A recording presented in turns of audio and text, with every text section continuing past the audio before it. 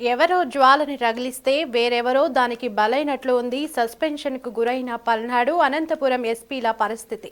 ఎన్నికల హింసని అరికట్టేందుకు వారు శతవిధాలా ప్రయత్నించినా దోషులుగా నిలబడాల్సి వచ్చింది.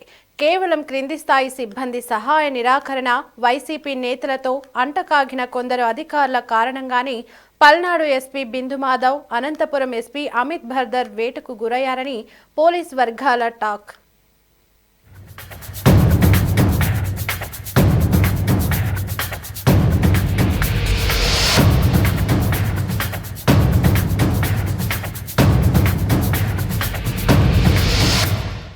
Guide the person who is there on duty as much as possible and assist him to perform his duty.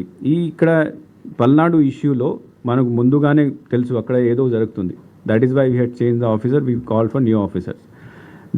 This young officer also has done his best in doing that thing. And second thing is that ఆయనకి we had given more than 20 companies to him. We had given all the forces. But wherever the incident also happened, there was immediate reaction from the existing CRPF forces or the local police forces. The SP was also moving around. The incident, the 7 or 8 polling stations lo yakada EVMs pagalgottaru. Akkada immediately the joint collector and the SP had reached, controlled the situation, and there was, because they were able to control the situation, no report was there anywhere in Palnadu area.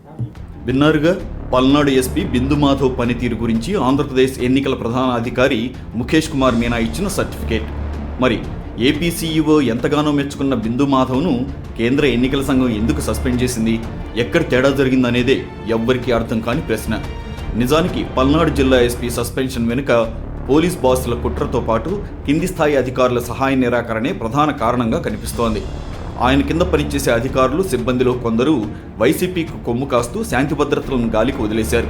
అలాంటి అధికారులు, పోలీసులు 20 మందిని బదిలీ చేయాలని బిందు మాధవ్ కోరినా పాత DGP పెడచెవిన పెట్టారట.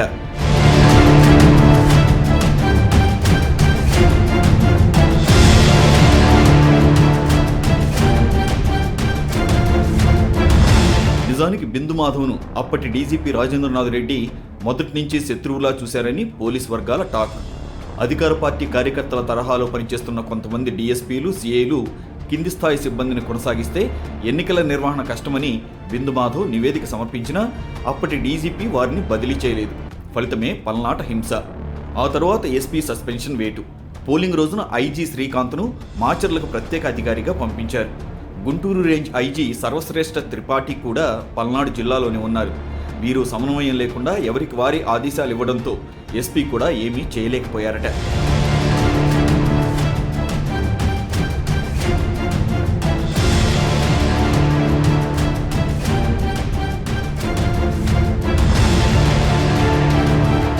Polling రోజున ఆ తర్వాత జరిగిన అల్లర్లను అధికార పార్టీకి అనుకూలంగా ఉన్న పోలీస్ అధికారులు ఏ మాత్రం పట్టించుకోకపోవడంతో ఎస్పీ బిందు మాధవ్ వెళ్లి ఆ మోకల్ని చెదరగొట్టాల్సి వచ్చింది. పోలింగ్ రోజున నర్సరావుపేటలో అధికార పార్టీ ఎమ్మెల్యే గోపిరెడ్డి శ్రీనివాసరెడ్డి మనుషులు ప్రతిపక్ష శ్రేణులపై దాడులకు దిగగా వారిని చెదరగొట్టాలని ఎస్పీ ఆదేశించారు.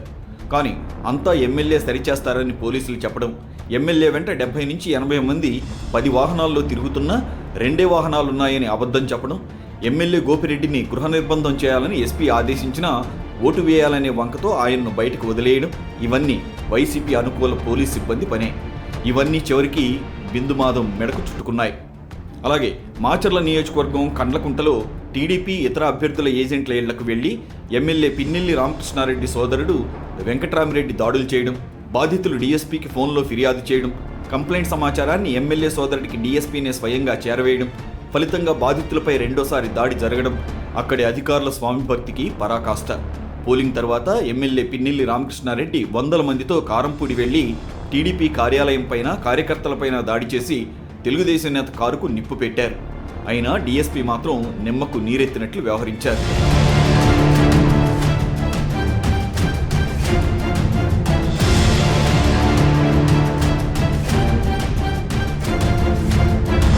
అంతేకాదు టెలికాన్ఫరెన్స్లో ఎస్పీ ఇచ్చిన ఆదేశాలను ఎప్పటికప్పుడు అధికార పార్టీ నాయకులకు కొందరు సిబ్బంది చేరవేశారని సమాచారం. ఎస్పీ చెప్పినా అధికార పార్టీ నేతల్ని అరెస్టు చేయకపోవడం, వారి వాహనాల్ని తనిఖీలు చేయకపోవడం వంటివి హింసాత్మక ఘటనలకు కారణమయ్యాయి. ఇలాంటి అధికారులు సిబ్బంది వల్లే పల్నాడులో అరాచకం రాజ్యమేలింది. శిక్ష మాత్రం బిందు మాధవ్కు పడింది.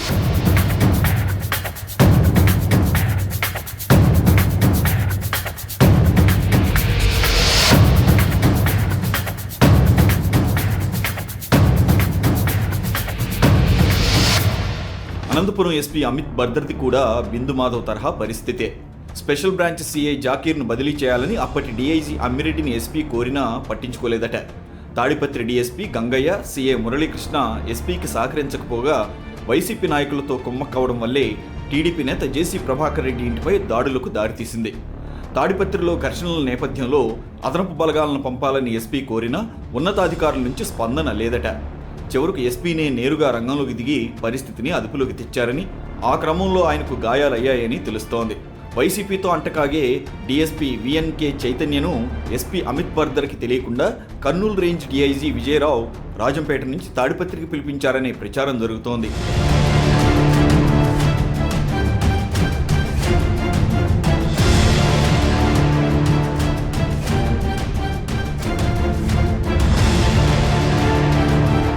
పల్నాడు, అనంతపురంలో శాంతి భద్రతలు అదుపు తప్పకుండా పాత కొత్త డీజీపీలతో పాటు సీఎస్ ఏం చేశారనే అనుమానాలు వస్తున్నాయి. వారేమీ పట్టించుకోకపోగా హింసాకాండకు బాధ్యులుగా పల్నాడు, అనంతపురం ఎస్పీలను సస్పెండ్ చేయాలని ఎన్నికల సంఘానికి సీఎస్ సిఫార్సు చేయడంపై పోలీస్ వర్గాల్లోనే ఆగ్రహం వ్యక్తమవుతోంది. అంటే తప్పు చేసింది ఒకరైతే శిక్ష మాత్రం బిందు మాధవ్కు, అమిత్ బర్దర్కు పడింది. నిజానికి బిందు మాధవ్, అమిత్ బర్దర్ను నియమించింది కేంద్ర ఎన్నికల సంఘమే.